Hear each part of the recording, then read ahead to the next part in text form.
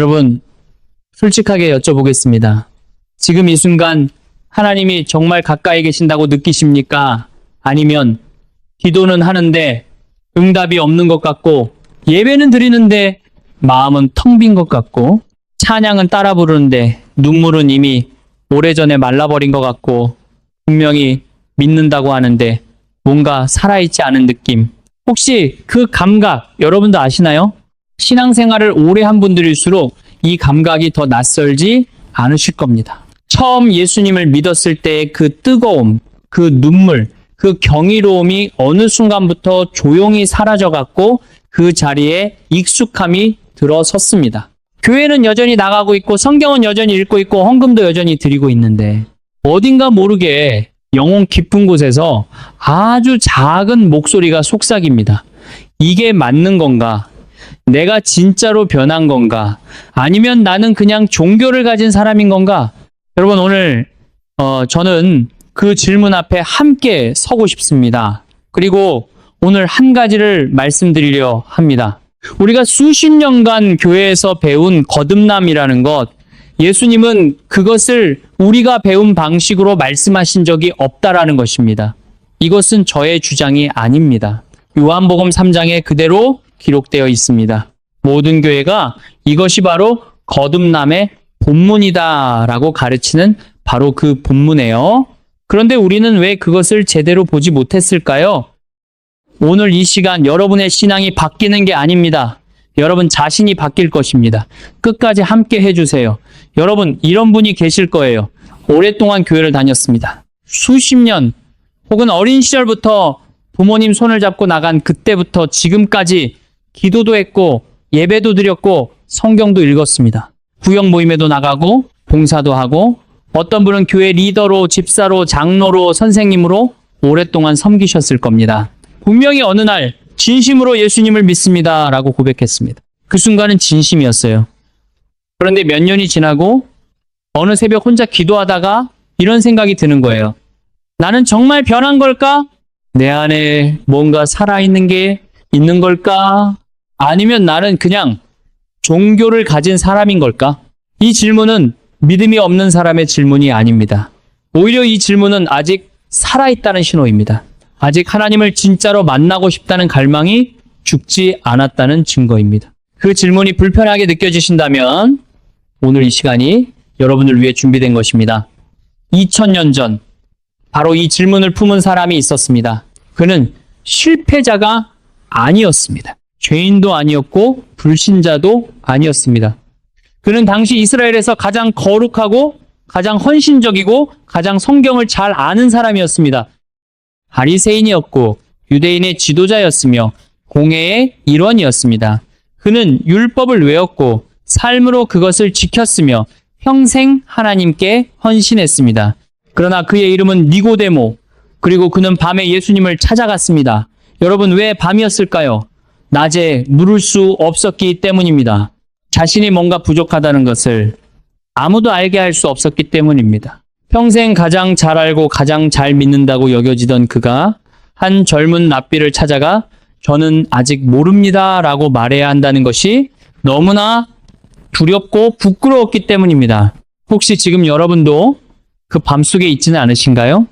누구에게도 말 못하는 질문을 가진 채로 혼자 그것을 안고 걷고 계신 건 아닌가요? 그렇다면 오늘 저는 여러분 곁에서 그 질문을 함께 열어보고 싶습니다. 저는 먼저 거듭남이라는 단어 안에 우리가 배운 적 없는 비밀이 있다는 것부터 이야기하고 싶습니다. 예수님은 니고데모에게 말씀하셨습니다. 사람이 거듭나지 아니하면 하나님의 나라를 볼 수 없느니라. 요한복음 3장 3절의 말씀입니다.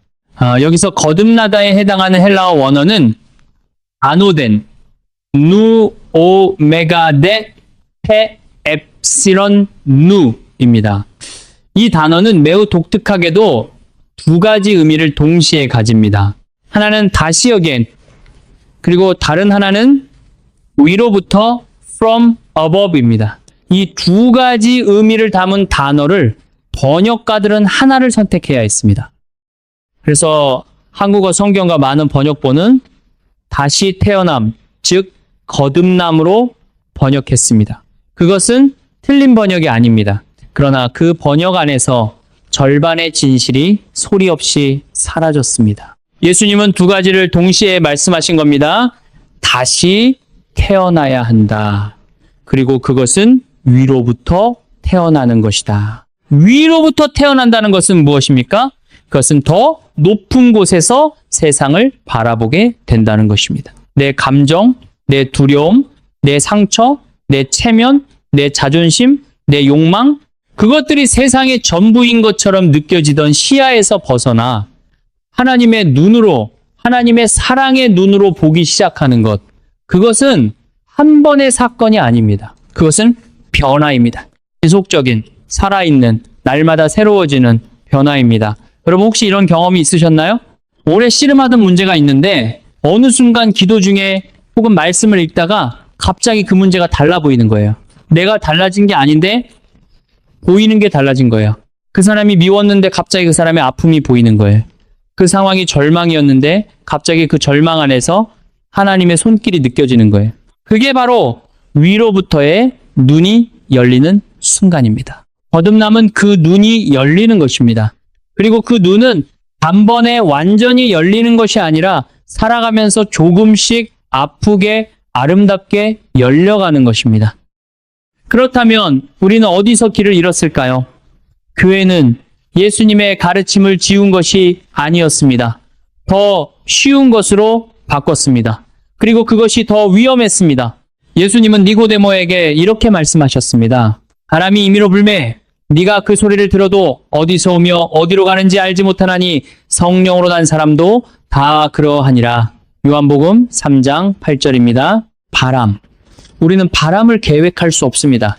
언제 불지, 어디서 오는지, 어디로 가는지 알 수 없습니다. 막을 수도 없고, 불러올 수도 없고, 통제할 수도 없습니다. 성령으로 태어난 사람은 그 바람 같다고 예수님은 말씀하셨습니다. 그것은 예측할 수 없는 것, 박스에 넣을 수 없는 것, 날짜와 시간으로 기록할 수 없는 것입니다. 그런데 우리는 어떻게 거듭남을 배웠습니까? 이 기도문을 따라하세요. 손을 드세요. 앞으로 나오세요. 그 날짜를 기억하세요. 그것이 여러분의 구원의 날입니다. 그것이 여러분이 거듭난 순간입니다. 저는 그 순간을 부정하는 것이 아닙니다. 그 진심을 소중하지 않다고 하는 것도 아닙니다. 그 눈물, 그 고백, 그 결단은 귀합니다. 하나님은 그것을 기억하십니다. 하지만 여러분, 예수님은 그것을 사건이라고 부르지 않으셨습니다. 예수님은 그것을 출생이라고 부르셨습니다. 생각해 보십시오. 태어남은 끝이 아닙니다. 시작입니다. 아이가 세상에 태어나는 것은 시작입니다. 그 아이는 그 후로 수십 년을 먹고 자고 울고 배우고 실패하고 성장합니다. 출생 그 자체가 성숙을 보장하지 않습니다. 출생 이후의 여정이 그 생명을 완성해 갑니다. 혹시 이런 말을 들어보신 적 있으신가요? 당신은 이미 구원받았습니다. 그날 기도했잖아요. 이제 됐습니다. 그 말을 들은 날부터 더 이상 갈 곳이 없어진 것처럼 느껴지지 않았나요? 신앙이 어느 날 완성되어 버린 것처럼, 더 이상 묻지 않아도 되는 것처럼, 더 이상 씨름하지 않아도 되는 것처럼, 하나님은 여러분을 목적지에 세우신 게 아닙니다. 여정 위에 세우셨습니다. 그 여정에서 살아계신 하나님을 매일 만나도록, 매일 조금씩 더 위로부터의 눈을 갖게 되도록, 거듭남이 사건이 아니라 여정이라면 우리는 지금 이 순간에도 그 여정 안에 있는 것입니다. 그것은 해방입니다. 두 번째 탄생에서 가장 무거운 장벽은 죄가 아닙니다. 이미 도착했다라는 착각입니다. 예수님은 요한복음 12장에서 이렇게 말씀하셨습니다. 한 알에 밀이 땅에 떨어져 죽지 아니하면 한 알 그대로 있고 죽으면 많은 열매를 맺느니라. 요한복음 12장 24절입니다. 죽어야 열매가 맺힙니다. 정제되거나 개선되거나 업그레이드 되는 게 아닙니다. 죽어야 합니다. 그렇다면 무엇이 죽어야 합니까? 저는 이것이 중요하다고 생각합니다. 예수님이 말씀하신 죽음은 우리의 노력을 멈추라는 것이 아닙니다. 우리의 삶을 포기하라는 것이 아닙니다. 죽어야 하는 것은 이것입니다. 나는 이미 알고 있다는 자, 나는 이미 도착했다는 확신, 나는 올바른 믿음을 가지고 있다는 자부심, 나는 충분히 헌신했다는 종교적 자기만족, 그것이 죽어야 합니다. 가장 깨우치기 어려운 사람은 누굽니까? 아직 찾지 못한 사람이 아닙니다. 이미 도착했다고 믿는 사람입니다. 아직 찾고 있는 사람은 계속 구합니다. 구하라 그러면 찾을 것이요 두드리라 그러면 열릴 것이니라는 말씀이 그 사람에게는 살아있습니다. 그러나 이미 도착했다고 믿는 사람은 자신의 안락함을 분별력이라 부르고 자신의 정체됨을 평안이라 부릅니다. 더 이상 두드리지 않습니다. 이미 문 안에 있다고 생각하기 때문입니다.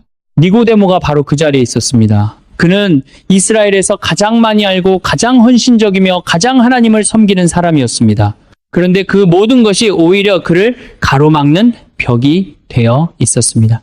그리고 그는 밤에 그것을 내려놓으러 왔습니다. 도착했다는 자아를 가지고 그것이 충분하지 않다는 것을 인정하기 위해 어둠 속을 걸어서 예수님께 왔습니다. 그것이 진정한 시작이었습니다.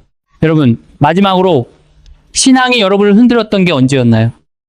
마지막으로 하나님 앞에서 내가 모른다고, 내가 부족하다고 진심으로 느꼈던 게 언제였나요? 말씀이 여러분을 편안하게 하는 것이 아니라 불편하게 했던 게 언제였나요? 기도가 의무가 아니라 필사적인 간구였던 게 언제였나요? 그 흔들림, 그 불편함, 그것은 사라짐이 아닙니다. 그것이 시작입니다. 그 흔들림이 있다면 여러분 안에 아직 살아있는 것이 있는 것입니다. 씨앗은 땅에 떨어질 때 흔들립니다. 그리고 그 흔들림 끝에 싹을 틔웁니다. 이제 저는 아마도 많은 분들이 들어보지 못했을 이야기를 해야 할 것 같습니다. 두 번째 탄생은 우리의 어둠으로부터 도망치는 것이 아닙니다. 그것을 직면하는 것입니다. 예수님은 요한복음 3장 한복판에서 갑자기 구약 이야기를 꺼내십니다. 모세가 광야에서 뱀을 든 것 같이 인자도 들려야 하리니 요한복음 3장 14절입니다. 이것은 민수기 21장의 이야기입니다. 이스라엘 백성이 광야를 걷다가 하나님과 모세를 원망했습니다. 하나님이 그들 가운데 불뱀을 보내셨고 뱀에게 물린 사람은 죽어갔습니다. 백성이 회개하고 모세에게 간구했고 모세가 하나님께 기도했습니다. 그때 하나님이 모세에게 명하셨습니다. 불뱀을 만들어 장대 위에 달아라. 뱀에게 물린 자마다 그것을 바라보면 살리라. 여기서 하나님은 뱀을 없애라 하지 않으셨습니다. 뱀을 죽이라 하지 않으셨습니다. 바라보라 하셨습니다. 왜 예수님은 거듭남에 대해 가르치시면서 이 뱀 이야기를 꺼내셨을까요? 왜냐하면 성령으로 태어나는 것은 내 안의 어두운 부분을 외면하는 것이 아니기 때문입니다. 우리는 오랫동안 배워왔습니다. 죄는 고백하고 덮으면 된다고, 약함은 기도로 극복하면 된다고, 부끄러운 것은 빨리 잊어버리라고, 하나님은 새로운 피조물이라 하셨으니 과거는 없는 것처럼 앞으로 가라고. 그러나 직면하지 않은 것은 사라지지 않습니다. 감춰진 채로 우리를 지배합니다. 바울도 로마서 7장에서 고백했습니다. 내가 원하는 선은 하지 아니하고 도리어 원하지 아니하는 악을 행하는도다. 로마서 7장 19절입니다. 이것은 믿음이 없는 사람의 고백이 아닙니다. 바울의 고백입니다. 부활하신 예수님을 직접 만난 바울의 고백입니다. 가장 많은 서신서를 쓴 사도 바울의 고백입니다. 그는 자신을 정직하게 바라볼 수 있었습니다. 자신 안에 있는 어두운 것을 부정하지 않고 그것을 하나님 앞에 가지고 나왔습니다. 뱀에게 물린 이스라엘 사람들은 뱀을 바라봐야 했습니다. 그것은 불편한 일입니다. 자신이 물렸다는 것을 인정하는 것, 자신이 죽어가고 있다는 것을 인정하는 것, 그리고 그 수치를 안고 장대를 바라보는 것, 그 바라봄이 치유였습니다. 여러분, 지금 하나님 앞에 가지고 나오지 못하고 있는 것이 있으신가요? 너무 부끄러워서, 너무 오래되어서, 혹은 이미 하나님이 알고 계실 것 같아서 차마 꺼내지 못하고 있는 것이 있으신가요?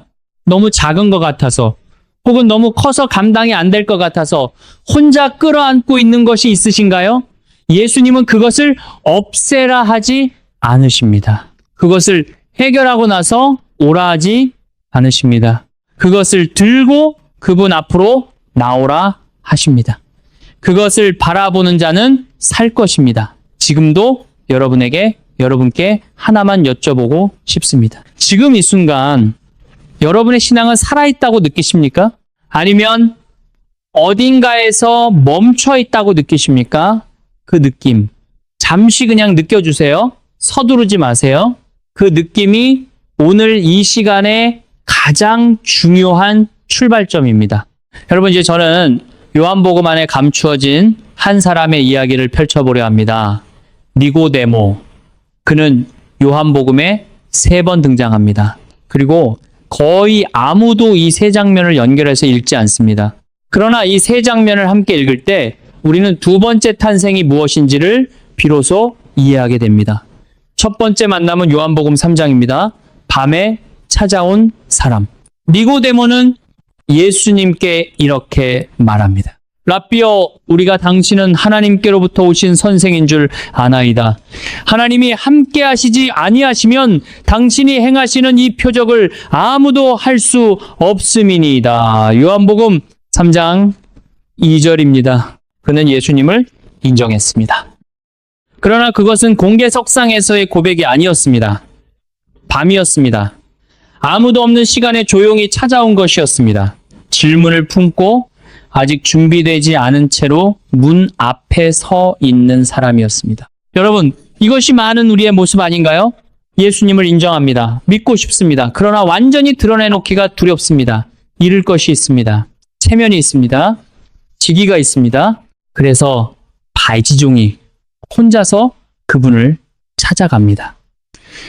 두 번째 만남은 요한복음 7장입니다. 종교 지도자들이 예수님을 잡으려 했습니다.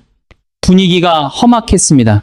예수님 편이 된다는 것은 자신의 지위와 안전을 위험에 빠뜨리는 일이었습니다. 그때 니고데모가 조용히 아주 조심스럽게 말합니다. 우리 율법이 누구든지 먼저 그 말을 듣고 그 행하는 것을 알기 전에 판결하느냐? 요한복음 7장 51절입니다. 예수님 편을 듭니다. 그러나 여전히 조용히, 여전히 직접적이지 않게 율법의 원칙을 이야기하는 방식으로, 그리고 그것이 받아들여지지 않자 더 이상 말하지 않습니다. 여전히 그림자 안에서, 여전히 잃을 것을 계산하면서, 저는 이 장면이 두 번째 니고데모가 많은 우리의 모습이라고 생각합니다. 예수님을 믿습니다. 그분이 옳다는 것을 압니다. 그러나 완전히 드러내놓기는 두렵습니다. 상황에 따라 조심스럽게 편을 들고 너무 멀리 가진 않습니다. 그림자 안에서 조심스럽게 지키는 사람. 그리고 세 번째 만남, 요한복음 19장입니다. 예수님이 십자가에 못 박히셨습니다. 그토록 열정적으로 따르던 제자들은 흩어졌습니다. 베드로는 3번 부인했고 유다는 배신했으며 나머지는 두려워서 숨었습니다. 군중은 사라졌습니다. 예수님 곁에 있다는 것은 이제 아무런 이득이 없었습니다. 오히려 위험이었습니다. 그때 니고데모가 나왔습니다. 공개적으로 숨지 않고 모략과 침향백 리트라를 가지고 아리마대 요셉과 함께 예수님의 시신을 내려 수습했습니다. 요한복음 19장 39절입니다. 밤에 왔던 그 사람이, 이름을 드러내지 않고 조심스럽게 편을 들던 그 사람이 이제 모든 것을 잃을 수 있는 십자가 앞에 공개적으로 서 있었습니다. 이것이 두 번째 탄생의 여정입니다. 한 번의 기도가 아닙니다. 한순간의 결단이 아닙니다. 한 날짜를 기억하는 것이 아닙니다. 3년, 3번의 만남, 3겹의 자아가 천천히, 때로는 고통스럽게, 그러나 확실하게 벗겨지는 과정. 첫 번째, 니고데모, 어둠 속에서 조용히 묻는 자. 뭔가 부족하다는 것을 느끼지만 아직 드러낼 수 없는 자. 그러나 그 부족함을 외면하지 않고 밤길을 걸어서 예수님께 온 자. 두 번째, 니고데모 그림자 안에서 조심스럽게 지키는 자. 예수님이 옳다는 것을 알지만 아직 모든 것을 내려놓지 못한 자. 손해 계산을 완전히 포기하지 못한 자. 그러나 그 계산 속에서도 조금씩 앞으로 나오는 자. 세 번째, 니고데모, 모든 것을 잃을 수 있는 자리에서 온전히 드러나는 자. 이득이 없어도, 안전하지 않아도, 아무도 없어도 십자가 앞에 서 있는 자. 첫 번째 니고데모의 죽음에서 세 번째 니고데모가 태어났습니다. 그것이 거듭남이었습니다. 위로부터의 탄생이었습니다. 한 알의 밀이 땅에 떨어져 죽어서 많은 열매를 맺은 것이었습니다. 여러분은 지금 어디에 있습니까? 아마도 대부분의 우리는 첫 번째와 두 번째 사이 어딘가에 있을 겁니다. 아직 가까이 오고 있는 중, 아직 무언가를 지키고 있는 중, 아직 완전히 드러나기를 두려워하는 중, 그것은 정죄가 아닙니다. 그것은 정직한 위치입니다. 내가 지금 어디에 있는지 아는 것이 거기서 움직일 수 있는 유일한 방법입니다. 니고데모는 자신이 밤에 있다는 것을 알았기에 밤길을 걸어서 빛을 향해 올 수 있었습니다. 그리고 저는 오늘 이 이야기에서 한 가지를 더 발견합니다. 예수님은 니고데모를 기다리셨습니다. 그가 처음 밤에 왔을 때 예수님은 그를 책망하지 않으셨습니다. 왜 밤에 왔냐? 낮에 당당하게 오라고 하지 않으셨습니다.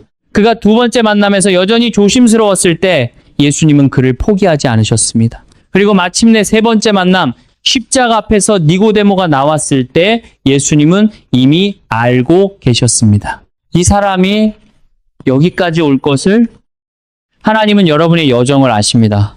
여러분이 첫 번째 니고데모인지 두 번째 니고데모인지 혹은 아직 밤길을 걷는 중인지 그분은 여러분을 정죄하지 않으십니다. 그분은 기다리십니다. 그리고 이끄십니다. 오늘 저는 여러분과 함께 이것을 나눴습니다. 거듭남은 사건이 아닙니다. 여정입니다. 그것은 위로부터 보기 시작하는 것입니다.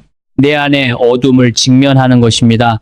이미 도착했다라는 착각이 죽는 것입니다. 그리고 모든 것을 잃을 수 있는 자리에서 온전히 서는 것입니다.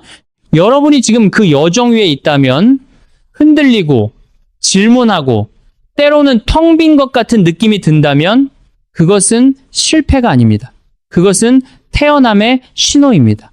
예수님은 마태복음 5장에서 말씀하셨습니다. 의에 줄이고 목마른 자는 복이 있나니 저희가 배부를 것이며 마태복음 5장 6절입니다. 그 목마름, 그 배고픔, 그것이 문제가 아닙니다.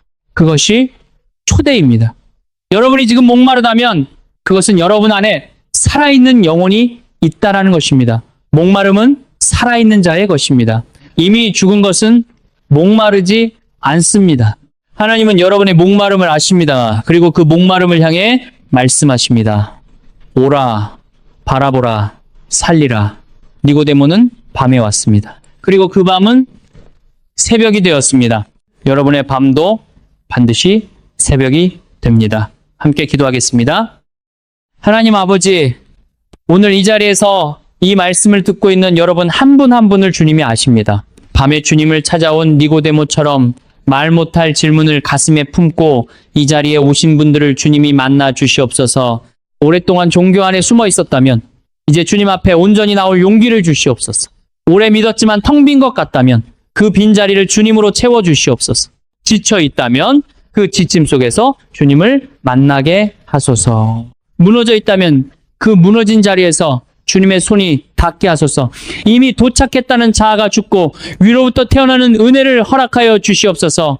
우리 안에 어둠을 외면하지 않고 그것을 들고 주님 앞으로 나아올 용기를 주시옵소서. 두 번째 탄생은 우리의 노력으로 되지 않습니다. 오직 주님의 은혜로만 가능합니다. 오늘 바로 지금 이 순간 우리 안에서 그 일이 시작되게 하소서. 예수님의 이름으로 기도합니다. 아멘. 여러분이 지금 마음 안에서 느끼는 것, 오늘 이 말씀이 닿은 부분이 있다면 댓글로 남겨주세요. 저는 다음 영상에서 여러분의 이야기를 품고 더 깊이 나누겠습니다. 그리고 지금 이 순간 여러분의 주변에도 밤길을 걷고 있는 누군가가 있을 겁니다. 아무에게도 말 못하는 질문을 가슴에 품고 혼자 씨름하고 있는 누군가가 오늘 이 영상을 그 한 사람에게 전해주세요. 그 한 사람에게 이 영상이 문의될 수 있습니다. 구독과 좋아요를 부탁드립니다. 저는 다음 시간에도 여러분과 함께 하겠습니다.